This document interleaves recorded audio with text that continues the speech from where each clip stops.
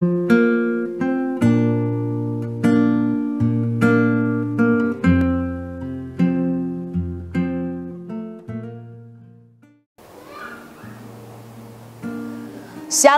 selamat sore. Jumpa lagi dengan saya Pendeta Deborah Dumasi Sianipar Tambunan dari CBM Channel dalam acara Renungan Senja untuk membahas kembali khotbah kita kemarin yang disampaikan oleh hambanya Evangelis Ibu Lydia Inawati Santoso. Shalom. Saudaraku, khotbah yang disampaikan kemarin berjudul cara kembali kepada Tuhan adalah pertobatan. Cara kembali kepada Tuhan adalah pertobatan. Di mana kemarin disampaikan ada seorang tukang sihir yang bernama Simon. Nanti kita tanya kepada ibunya. Tukang sihir ini bisa bertobat, saudaraku. Karena apa? Nah, saya bacakan buat saudara di mana dikatakan dalam Roma 1 ayat 16 ya. Roma 1 ayat 16 dikatakan seperti ini. Sebab aku mempunyai keyakinan yang kokoh dalam Injil. Karena Injil adalah kekuatan Tuhan yang menyelamatkan setiap orang yang percaya. Pertama-tama orang Yahudi, tetapi juga orang Yunani. Saya ulang sekali lagi. Sebab aku mempunyai keyakinan yang kokoh dalam Injil, karena Injil adalah kekuatan Tuhan yang menyelamatkan setiap orang yang percaya. Pertama-tama orang Yahudi, tetapi juga orang Yunani. Saudaraku, mengapa Tuhan Yesus memanggil kita untuk memberitakan Injil?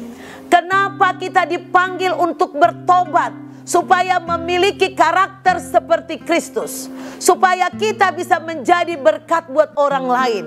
Baik melalui perkataan maupun tindakan kita. Saya baca di sini, saudaraku, ada seorang rasul yang bernama Filipus. Dia terus memberitakan Injil. Dan di antara kerumunan itu ada seorang ahli sihir. Dan siapa ahli sihir ini? Kita akan tanyakan kepada Ibu Evangelis Lydia. Shalom Ibu Lydia. Kemarin firman yang Ibu sampaikan itu sangat luar biasa. Di Indonesia ini saya tahu banyak sekali dukun. Wah, banyak, dukun besar, dukun kecil, dukun kelas capung atau kelas ikan teri atau kelas kakap. Banyak banget dukun. Yang gak dukun pun sekarang berpura-pura jadi dukun, banyak banget. Dan ini dibenci Tuhan, benar gak Bu? Betul, ya. Nah, bagaimana caranya? Apa sih yang dilakukan oleh Filipus sehingga dukun ini bisa menjadi percaya? Apa yang dilakukan Filipus? Filipus memberitakan firman Tuhan terus menerus, dia tidak menghiraukan siapa yang mendengarnya.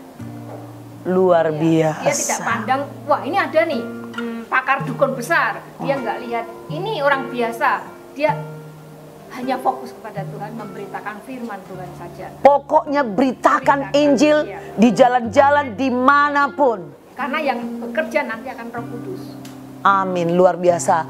Roh Kuduslah yang akan bekerja. Pokoknya kita saudara harus memberitakan Injil di jalan-jalan, mau langsung, mau kunjungin ke rumahnya, teman atau siapapun, atau lewat YouTube atau lewat tulisan. Itulah cara pemberitaan Injil sekarang ini. Saudaraku, kita dengar bagaimana pendapat Ibu tentang Simon tukang sihir ini.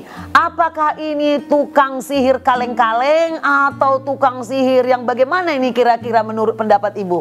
Kalau dikatakan di sini ya, dia tukang sihir yang boleh dikatakan topnya ya, karena di sini dibilang kuasanya besar sekali.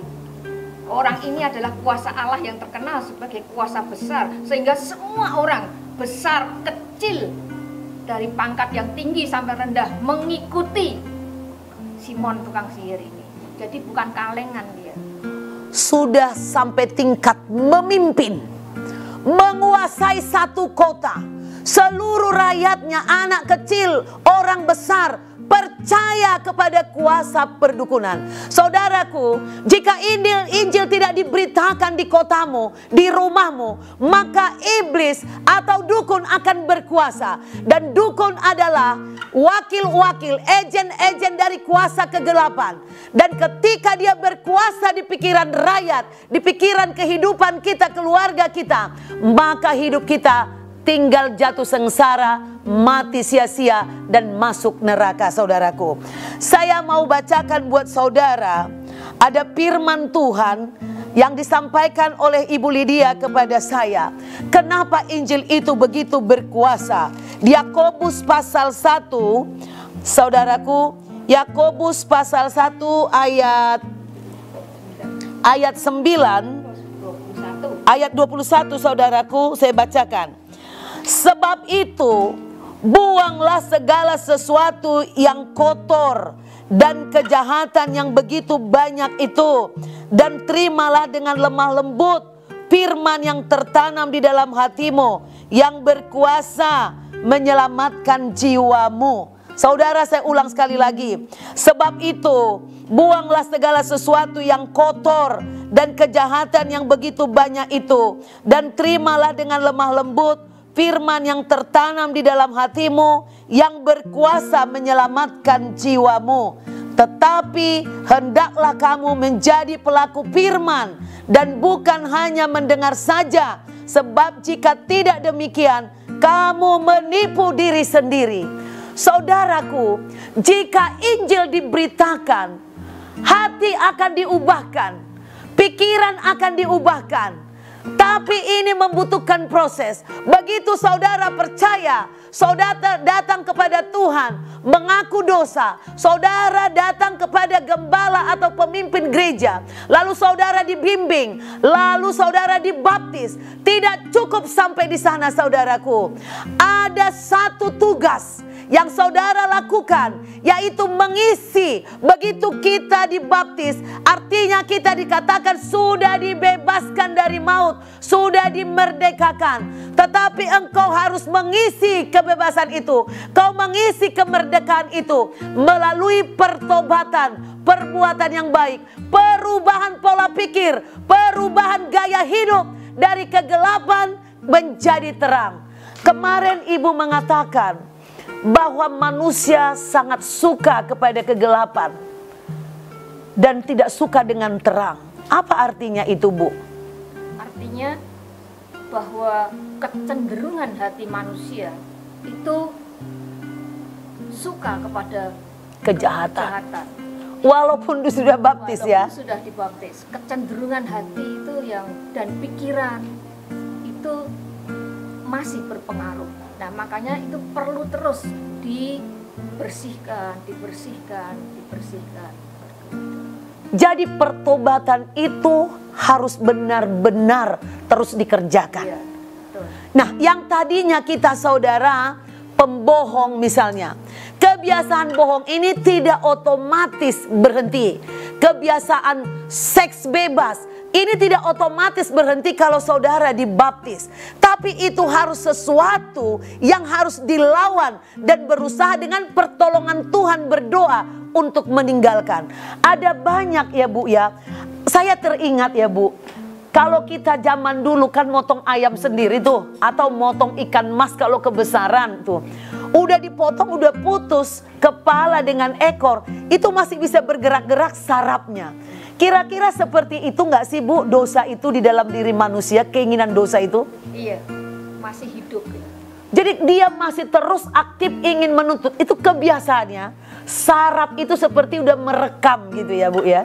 Maka apa yang ibu lakukan kalau ibu secara pribadi, tindakan ibu untuk membuat itu benar-benar mati, apa yang ibu lakukan? Nah, pasti kan di sini juga dikatakan, jika firman itu diterima dengan lemah lembut. Nah, berarti seandainya saat itu kita membaca dan didapati, kita bilang lagi pas baca itu bilang, maafkanlah saudaramu jika bersalah. Tetapi kita merasa gengsi untuk datang kepada orang itu. Berarti firman itu tidak kita terima dengan lemah lembut. Jadi ya tidak tidak membangun, tidak berbuah ataupun di sini tidak dihidupi, menyelamatkan, tidak mengubah hidupmu, jiwamu. Jadi saudaraku, firman Tuhan sangat berkuasa mengubah hati yang jahat, hati yang keras. Tapi setelah kita diselamatkan, kita mendengar firman Tuhan, kita diselamatkan, kita harus terus melekat melalui firman Tuhan kepada Tuhan, maka kita bisa benar-benar menjadi pelaku firman Tuhan. Saudaraku, cukup sekian dulu untuk hari ini. Besok akan kita sambung lagi pembahasan kita tentang Injil dan kekuatan firman Tuhan ini.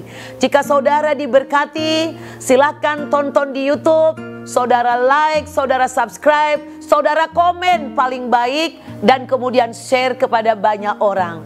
Tuhan Yesus memberkati saudara. Sampai jumpa besok pada acara renungan senja dalam jam yang sama. Tuhan Yesus memberkati. God bless you.